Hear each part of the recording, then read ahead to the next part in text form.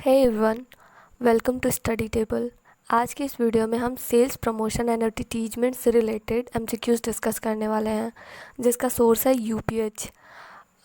मैंने अपने फर्स्ट या फिर सेकंड वीडियो में बताया है कि मैं जो प्रीवियस ईयर के आए हुए क्वेश्चंस हैं, जो उसमें जो टॉपिक होते हैं, मैं उससे ही एमसीक्यूज क्रिएट करती हूँ और पढ़ती हूँ। सो मैं वही एमसीक्यूज यहाँ पे शेयर करने वाली हूँ। इसका टॉपिक्स मार्केट में नहीं मिलता है, इसलिए मैं यूपीएच से बनाई हूँ। तो मैं एमसीक्यूज जो डिस्कस करने वाली हूँ, ये अभी पार्ट 1 है। मे भी हो सकता है कि मैं इसका पार्ट 2 अगर क्रिएट करती हूँ तो वो अपलोड करने की कोशिश करूँगी। चलिए शुरू करते हैं। फर्स्ट क्वेश्चन है, the personal communication between a sales person and a potential customer और a group of customer is known as. जब पर्सनल सेलिंग होता है, उसमें जो कस्टमर और जो सेलर होता है वो आमने सामने होते हैं। जैसे अगर हम किसी शॉप में कोई सामान ख़रीदने जाते हैं तो हमारे सामने सेलर होता है और हम उसके कस्टमर होते हैं। हम उससे जो भी तालमेल करना होता है, जैसे प्राइस से रिलेटेड, क्वालिटी से रिलेटेड जो भी डिस्कशन होता है, आमने सामने करते हैं, फेस टू फेस। तो उसे बोलते हैं personal selling. The second question is, how many stages are there in promotion mix? There are 4 stages in promotion mix. The first one is introduction stage, the second is growth stage, the third is maturity and saturation stage, fourth is decline stage.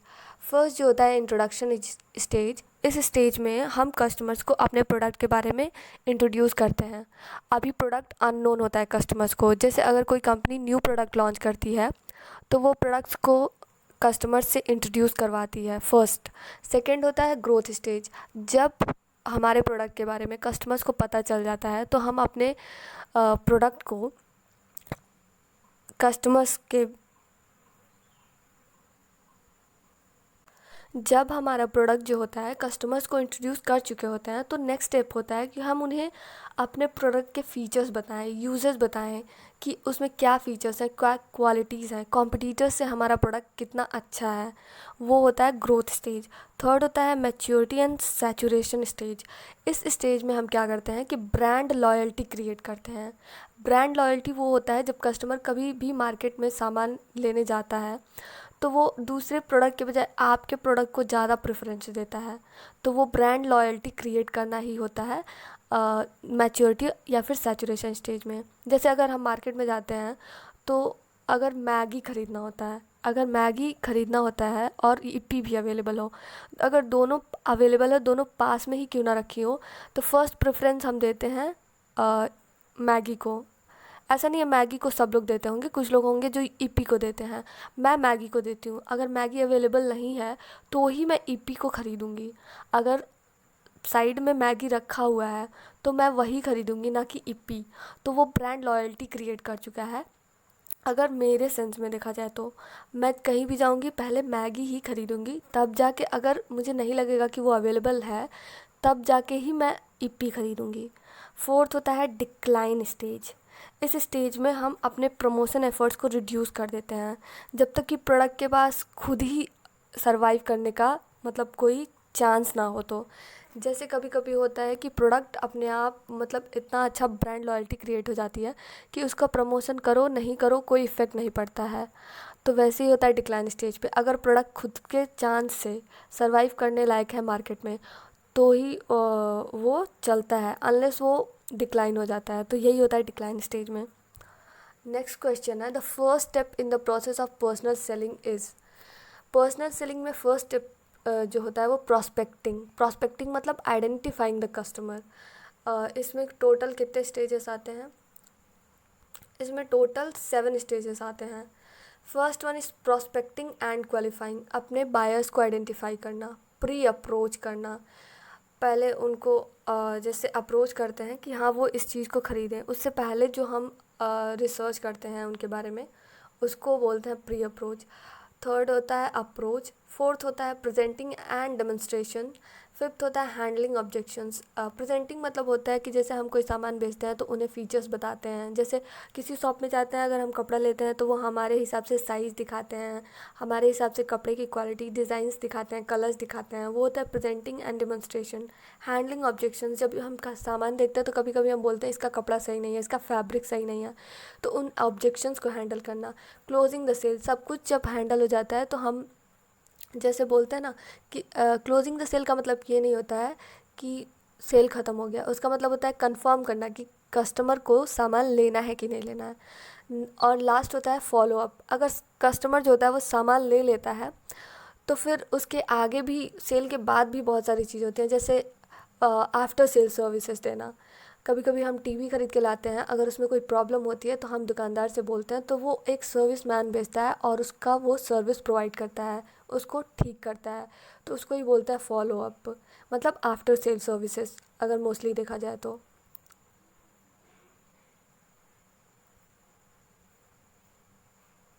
Next question है the location medium at which a product is purchased by an end user. इसका correct answer है point of purchase. अगर हम किसी shop पे सामान खरीदते हैं तो वो हमारा पॉइंट ऑफ परचेज होता है। अगर हम घर के बाहर कोई आते हैं घूम घूम के सामान बेचने वाले, तो उसको भी हम बोलेंगे पॉइंट ऑफ परचेज, मतलब जिस लोकेशन पे हम सामान खरीदते हैं उसी को बोलते हैं point of purchase. Fifth question है the objective of promotion is are informing, persuading, reminding, all of the above. All of the above. पहले हम कस्टमर्स को इन्फॉर्म करते हैं अपने प्रोडक्ट के बारे में, फिर हम उन्हें परसुएट करते हैं कि वो हमारा प्रोडक्ट क्यों ख़रीदें, और वो ख़रीदने भी लगते हैं तो फिर एक टाइम आता है कि हम उनको रिमाइंड कराते हैं कि हम हमारा प्रोडक्ट ख़रीदिए। अगर जैसे लक्स का ऐड आता है, वो कभी मानते हैं कि अचानक से बंद हो जाता है, तो वैसे तो किसी को अज्यूम नहीं होगा, बट अज्यूम करिए अगर वो बंद हो जाएगा तो जाहिर सी बात है कि हम भूल जाएंगे कि लक्स का भी कोई सोप आता है, अदरवाइज़ हम दूसरा ही ख़रीदने लगेंगे। बहुत सारे ऐसे प्रोडक्ट्स हैं जिनका ऐड आना बंद हो गया है तो उनके परचेज में भी कमी आई है। सेम चीज़ होता है कि कस्टमर को पहले इन्फॉर्म करो, फिर परसुएट करो, फिर उनको रिमाइंड करो कि हमारा प्रोडक्ट है अभी भी मार्केट में, आप उसको ख़रीदिए। Sixth question is promotion mix include sales promotion, personal selling, advertising and marketing. इसका करेक्ट आंसर होगा marketing. Seventh question is audience में be listener, spectator, reader, all of the above. Audience कोई भी हो सकता है, लिसनर भी हो सकता है, स्पेक्टेटर भी होता है और रीडर भी हो सकता है। Eighth question is the category of audience who keep strict watch transpired between the communicator and the initial audience. इसमें अगर याद करने का कोई ट्रिक चाहिए तो सिंपल सा, वॉच लिखा हुआ है ना, तो इसका आंसर क्या होगा, वॉच डॉग। ऑडियंस कई टाइप्स के होते हैं, जैसे initial audience, gatekeeper audience, primary audience, secondary audience, watchdog audience. Initial audience वो होता है जिसको फर्स्ट मैसेज रिसीव होता है और वो दूसरों तक ट्रांसफ़र करते हैं। गेट कीपर ऑडियंस वो होता है जो इन्फॉर्मेशन पे हमेशा चेक लगाते हैं, जैसे अगर कोई ऑफिस का बॉस है तो उसके जो प्राइवेट सेक्रेटरी होती है वो ये डिटरमाइन करती है कि कौन सा विजिटर बॉस से मिलेगा, कौन सा इन्फॉर्मेशन उन तक पहुंचेगा, कौन सा नहीं पहुंचेगा। थर्ड है प्राइमरी ऑडियंस। प्राइमरी ऑडियंस वो होते हैं जो एक मैसेज का ऑब्जेक्टिव को फुलफ़िल करते हैं कि उस इंस्ट्रक्शन को एक्सेप्ट करना है कि नहीं करना है। एक सेंडर को प्राइमरी ऑडियंस के साथ कांटेक्ट करके ही अपना मैसेज जो होता है मोबिलाइज करवाते हैं। सेकेंडरी ऑडियंस वो होते हैं जो और प्राइमरी ऑडियंस को वो मिलता है मैसेज, उस पर कमेंट्स करते हैं। जैसे अगर हम किसी ने किसी से कुछ कहा, अगर हम वो बात सुनते हैं, तीसरा पर्सन सुनता है और उस पर कमेंट करता है, तो वो सेकेंडरी ऑडियंस होता है। वॉच डॉग ऑडियंस वो होते हैं जो इनिशियल ऑडियंस और कम्युनिकेटर के बीच में एक स्ट्रिक्ट वॉच रखते हैं। जैसे वो, उनके पास ऐसा पावर नहीं होता है जैसे गेट कीपर के पास पावर होता है कि वो मैसेज को चेक करें और रोकें कि वो कौन सा मैसेज इनिशियल ऑडियंस के पास जाएगा कि नहीं, बल्कि वॉच डॉग वो होते हैं जो किसी पॉलिसी के बेसिस पे ये अप्रेजल देते हैं कि मैसेज का फ्यूचर में क्या इफ़ेक्ट पड़ेगा। ऐसा होता है वॉचडॉग का, और गेटकीपर वो होता है जो ये चेक करता है कि कौन सा इन्फॉर्मेशन इनिशियल ऑडियंस के पास पहुंचना चाहिए और कौन सा नहीं पहुंचना चाहिए. The next question is a deliberate, planned, and sustained efforts to establish and maintain mutual understanding between an organization and its public. Correct answer is public relation. Next question is the response of receiver to sender's message is called simply feedback. Reply होता है but एक होता है appropriate word use करना, तो वो feedback होगा. Next question is determining the promotion budget on the basis of financial availability of capital is characteristics of which of the following methods. इसका करेक्ट आंसर है अफोर्डेबल मेथड्स. बहुत सारे methods होते हैं प्रमोशन बजट के. First है affordable method, second है percentage of sales method, third है कॉम्पिटिटिव पैरिटी, फोर्थ है objective and task method, fifth है return on investment method, sixth है जजमेंट मेथड, सेवन्थ है fixed sum per unit method, eighth है elastic method. और ये सभी मैंने यूपीएच में दिया हुआ है, उसी से लिया है. Next question is the most popular form of advertising and reaches to mass. अगर मैं करेक्ट आंसर नहीं भी टिक लगाती तो ये ऑलमोस्ट सबको पता होता कि टेलीविज़न ही ऐसा फॉर्म है जिसके थ्रू हम बहुत ज़्यादा लोगों तक अपने मैसेज को पहुंचा सकते हैं. तो इसका करेक्ट आंसर होगा television. The next question is POP is an abbreviation of. इसका मैंने ऊपर ही एक क्वेश्चन डिस्कस किया, पॉइंट ऑफ परचेज. इसका करेक्ट आंसर होगा B, point of purchase. Next question is advertisement is any paid form of non-personal presentation and promotion of ideas, goods or services by an identified sponsor is stated by. इसका correct answer है American marketing association. ये भी already book में दिया हुआ है और ये याद करने वाला क्वेश्चन है. Next question is 5 steps to develop advertising program which is also known as 5 M's of advertising are. Correct answer is mission, money, message, media, measures.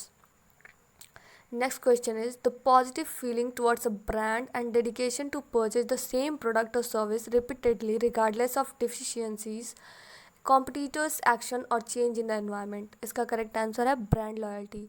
Recent example है, अभी रिसेंटली मैगी ने ये ओपनली कहा था कि उनके product में कितना परसेंट, आई कॉन्ट रिमेंबर, 60% की 40%, मुझे एग्जैक्टली पता नहीं है, उतना उनका क्वालिटी जो होता है प्रोडक्ट का अनहेल्दी होता है. फिर भी अगर मैं देखूँ तो मेरे ही घर में ऑलमोस्ट हर तीसरे दिन मैगी खा ही ले रहे हैं लोग. तो मतलब ये ब्रांड लॉयल्टी. उन्होंने बोला डिफिशियंसी है, क्वालिटी ख़राब है, अनहेल्दी है, फिर भी लोग परचेज कर रहे हैं. इसी को बोलेंगे brand loyalty. The next question is anything which is offered to satisfy a need or want of customer is known as offering or product, both. When manufacturers, wholesalers and retailers join share the expenditure of advertising, it takes the form of cooperative advertising. Cooperative वैसे ही बोला जाएगा जब कई लोग मिलके एक साथ किसी काम को एक गोल के लिए एक साथ मिलकर काम करते हैं, उसी को कोऑपरेटिव बोला जाता है. तो यहाँ पे एडवर्टाइजिंग एक साथ मिलके इतने सारे लोग कर रहे हैं, तो cooperative advertising. 19th question to stimulate, motivate and influence the purchase and other desired behavioral response of the firm's customer is called advertising appeal. The 3 distinguishing characteristics of sales promotion, communication, incentives and invitation is observed by Professor Philip Kotler. It's already given in the book. 21. The combination of media used for advertising in a target market is media mix. अगर communication का mix होगा, combination होगा तो communication mix, promotion का combination होगा तो promotion mix, media का combination है तो media mix. Copy testing is also known as pre-testing. Next question is the approach used to attract the attention of consumers and or to influence consumer feelings towards the product service called as advertising appeal. 24th question is a short and striking or memorable phrase used in advertising is called slogan. कभी कभी slogan option में नहीं दिया होता है तो tag line को ही हम करेक्ट आंसर मान सकते हैं। लेकिन अगर दोनों दिया हो तो कन्फ्यूज़न हो सकता है, बट होप एक ही दिया हो तो ज़्यादा बेटर होगा। जैसे कभी कभी ऐड आता है सेंटर फ्रूट का, तो लास्ट में वो बोलता है सेंटर फ्रूट, जबान को रखे लगाम। तो ये जो लास्ट में बोलता है ना, जबान को रखे लगाम, यही होता है टैग लाइन। और कभी कभी कुछ ऐड होते हैं, मुझे ऑन द स्पॉट याद नहीं आ रहा है, बट ऐसा ही होता है, लास्ट में वो लोग ऐसा लाइन बोलते हैं। जैसे अभी 5 स्टार का ऐड आता है, वो ओल्ड लेडी बोलती है कि बेटा ज़रा मेरा छड़ी उठा दो, तो वो उठाता नहीं है क्योंकि वो चॉकलेट खाने में बहुत ज़्यादा मगन रहता है। तो वो लेडी खुद उठ के जाती है लेने, और तब तक ऊपर से कुछ गिरता है जहाँ वो बैठी रहती है। तो वो बोलती है कि अच्छा हुआ बेटा तुमने नहीं उठाया। तो उसके लास्ट में ऐड में बोलता है कभी कुछ ना करके देखो, अच्छा लगता है। आई थिंक यही बोलती है। कभी कुछ ना करना भी अच्छा होता है, जो भी हो। तो लास्ट में वो लोग एक लाइन बोलते हैं ताकि वो लाइन दिमाग में बैठ जाए, और वो लाइन बोलते ही हमें ऑन द स्पॉट उसी ऐड के बारे में याद आए। जैसे घड़ी का होता है, घड़ी डिटर्जेंट आता है जो, पहले इस्तेमाल करें फिर विश्वास करें। अगर ये लाइन हम जैसे ही बोलेंगे ना तो हमें घड़ी डिटर्जेंट याद आएगा। और जैसे टाइड का होता है, टाइड प्लस दे वाइट प्लस, अगर हम ऐसे ही होता है टैग लाइन, अगर हम उस लास्ट लाइन को बोलते हैं टैग लाइन या स्लोगन को बोलते हैं तो हमें तुरंत तुरंत वही ऐड याद आता है। तो वही होता है टैग लाइन या slogan. 25th question is advertisement is a type of indirect marketing. क्योंकि जब टेलीविज़न पे ऐड आता है तो एडवर्टीजमेंट बनाने वाली एक एजेंसी होती है या फिर स्पॉन्सर होता है, वो बनाता है, ना कि मैन्युफैक्चरर खुद बनाता है। और मैन्युफैक्चरर बनाता भी तो भी वो हमसे डायरेक्टली नहीं कहता है, वो तो टीवी पे देता है। और किससे कहता है, वो तो किसी को इंडिकेट करके नहीं कहता है ना, वो ऐसे ही टीवी पे देता है। अब जो उसको देख रहा है उसके लिए हो गया, तो वो इनडायरेक्ट मार्केटिंग हो गया। 26th question is it includes all the written or spoken elements of message including headlines, the advertiser's name and address, coupons and the message in an advertisement. The correct answer is advertisement copy.